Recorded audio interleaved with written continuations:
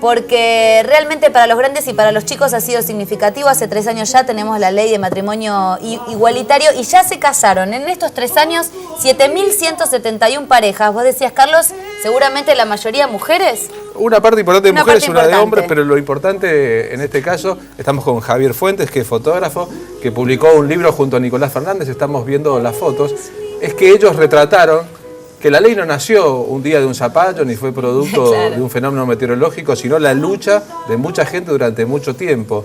La ley fue la consagración por parte del Estado de derechos por los que mucha gente peleaba desde tiempos casi inmemoriales, en una sociedad a la que le tardó aceptar, por ejemplo, en los años 80 que existiera una ley de divorcio, a una sociedad a la que le costó aceptar que hubiese una ley de identidad de género y a la que le costó aceptar que hubiera una ley de patrimonio igualitario. Sí. Ahora, una vez sancionadas las leyes, nada cambió para mal, y en todo caso para mucha gente que en un caso se quiso separar, en otro caso quiso tener su verdadera identidad, y en este caso quiso contraer matrimonio, principio burgués, si los hay, de todas maneras, sí, para nada revolucionario, pero pudo rehacer su vida a partir del amparo del Estado. Ahí estamos viendo, ¿no?, estas fotos que retratan la lucha, no de la ley para adelante, sino la lucha que terminó un día como hoy, hace 3 años, con la aprobación de la ley.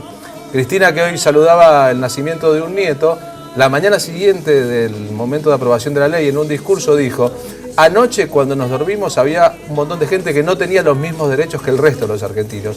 A partir de hoy esa misma gente se incorpora al mundo de derecho. Ahora podemos ver los números. En 3 años son más de 7.000 parejas las que han construido matrimonio, o sea, más de 14.000 personas que tienen la misma cantidad de derechos que el resto de la sociedad. Casarse, heredar, legar sus bienes. Sí, pero además, Carlos, además de lo que significa tener la igualdad de derechos para heredar, para convivir en esta sociedad, digo, sobre todo en el plano más económico, socialmente la gente terminó aceptando las situaciones. Era como que antes no era tan común que las parejas gays se besaran en la calle. Es así. ¿Verdad, Javier? Es verdad. Y creo que el proceso más importante y la consecuencia más importante de la lucha por la ley de matrimonio fue esa: la visibilidad a toda nuestra causa y a toda nuestra lucha. Creo que eso es el mérito más grande de ese espacio de discusión que se abrió a partir de promover una ley que permitiera el matrimonio igualitario en Argentina. Y había casi una paradoja central en esto, que es que esta ley fuera debatida y finalmente aprobada durante un gobierno peronista. Sí. Ese sí. En los años 70 muchas agrupaciones peronistas combativas se expresaban en público diciendo: no somos putos, no somos faloperos, somos soldados de Montoneros, por ejemplo. Claro. Y eso ocurrió antes de ayer, hace 40 años. No hace tanto. Esta parte del libro está buena porque fueron a visitar a muchos artistas súper reconocidos. Eso fue la campaña de la cultura a favor de la ley de matrimonio. Mirá, donde acá está muchos Gonzalo famosos Heredia, expresaban Norma Leandro, explícitamente el apoyo a la ley. Y hubo muchos recitales. Bueno, lo que pasa es que hubo mucha actividad. Hubo mucha actividad generada en esos días, exactamente. Y creo que eso fue la visibilidad que se le dio. Recordemos que cuando los peronistas de los años 70 cantaban esta canción: no somos putos, no somos faloperos, somos soldados de Montonero, también había un frente de liberación homosexual dentro del propio Frejuli. Es decir, que había, si se quiere, una lucha de sectores desde entonces. Es que así fue nuestra historia durante mucho tiempo y lo sigue siendo todavía. ¿Y ahora? Y ahora es un camino bastante complejo todavía que nos queda transitar, porque la realidad es: si nosotros creemos que a partir de la ley de matrimonio y la ley de identidad de género está todo hecho, estamos muy equivocados. Claro. Creo que esto es un espacio con un marco legal donde uno va a poder seguir trabajando día a día como para que esa igualdad y esa inclusión sea real. Sobre todo no tanto en Capital, porque la realidad es que de esas 7.000 y pico de parejas que se casaron, si uno ve las estadísticas, casi el 70% es Buenos Aires y Capital Federal y Gran Buenos Aires, porque en otros lugares es mucho más complejo, es mucho más difícil la visibilidad, es mucho más es diferente la realidad nuestra a la del interior del país. Creo que todavía hay mucho por hacer. Eso ocurre también, en muchos países del mundo. Digamos, en Francia, después de aprobada hace poquito la ley de matrimonio igualitario, los escándalos han sido mayúsculos y la resistencia de una parte de la sociedad que se cree civilizada también. Lo mismo ocurrió en Estados Unidos. Exacto. Y en esos países hay migraciones de homosexuales hacia lugares más benévolos para con los homosexuales. Pero eso ha sido siempre. Lo que es un absurdo desde siempre. Cuando la discusión por el matrimonio se decía que esto era una cuestión de la capital, era porque la realidad es que la mayoría de los gays, bisexuales, las chicas trans fundamentalmente, tenían que venir a Buenos Aires porque no tenían otra posibilidad de subsistencia. A veces huyen de sus pueblos y ciudades rumbo a lugares con mayor tolerancia. no era un problema en la capital, sino que Capital tenía la mayor concentración de gente debido a eso. Cuando empezaste a registrar el proceso, ¿pensabas publicar un libro o lo fuiste haciendo porque te pareció apasionante?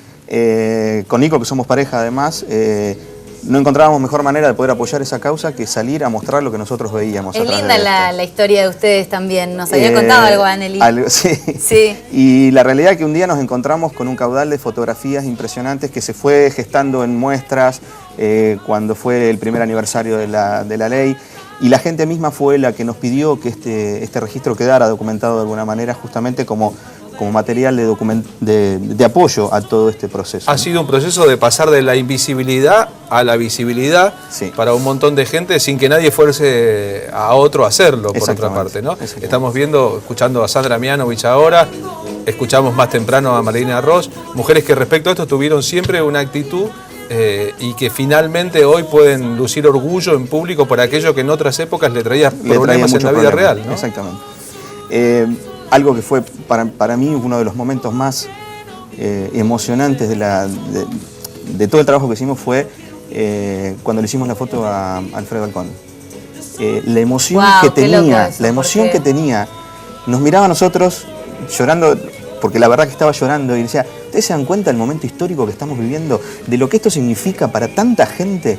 Y si ustedes no son conscientes del paso que ustedes están dando, porque lo están dando ustedes, fue una cosa que ahí nos cayó el baldazo de agua helada. ¿Cuánta gente que vivió oculta por una cuestión de... No es la vida privada algo fundamental para poder proyectar su carrera, pero puede ser un factor determinante a la hora de... No, además en muchos trabajos... y en otras épocas. Nosotros porque trabajamos en un medio que dentro de todo estamos, digamos, como... A ver, podemos ser un poco más transgresores, pero hay laburos que la gente ha sido hasta despedida por su condición sexual. Y lo sigue siendo. Y lo sigue siendo. Ahora se agravó esa transgresión, porque desde que existe una ley, en realidad el transgresor es el que se niega a cumplir la ley o a aceptar que la ley puso justicia en un tema. Te agradecemos tu trabajo. Gracias por el espacio. Y aquí con nosotros esta tarde. Gracias por Rostros de un Triunfo. Muchas gracias a ustedes. Sin lugar a duda.